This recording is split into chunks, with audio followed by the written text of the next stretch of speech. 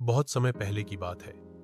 एक हरे भरे जंगल के किनारे एक छोटा सा गांव था। उस गांव में राहुल नाम का 5 साल का मासूम बच्चा रहता था। राहुल बहुत ही जिज्ञासु और साहसी था। उसे हमेशा नई नई चीजें जानने और खोजने की इच्छा रहती थी।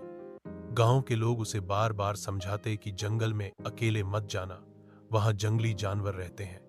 मगर राहुल के मन में जंगल को देखने की गहरी चाह थी।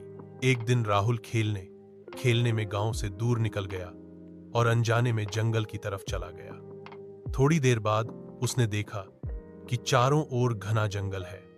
ऊंचे ऊंचे पेड़, चिड़ियों की चहचहाट और झाड़ियों की सरसराहट सुनकर उसका मन डर भी रहा था और उत्साह से भरा भी। अचानक दूर से किसी बड़े जानवर की दहाड़ गूंजी। राहुल डर के मारे कांप गया, क्योंकि वह आवाज किसी और की नहीं बल्कि जंगल के राजा शेर की थी।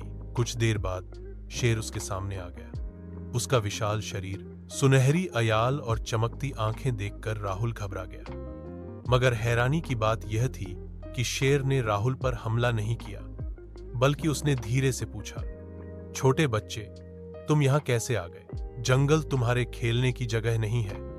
राहुल कांपते हुए बोला, मैं रास्ता भूल गया हूं, मुझे अपने गांव वापस जाना है। शेर ने राहुल की बात ध्यान से सुनी और मुस्कुराकर कहा, डरो मत, मैं जंगल का राजा हूं और मेरा काम सिर्फ ताकत दिखाना नहीं बल्कि जरूरतमंद की मदद करना भी है। तुमने सच्चाई बताई, इसलिए मैं तुम्हें सुरक्षित गांव तक पहुंचा दूंगा।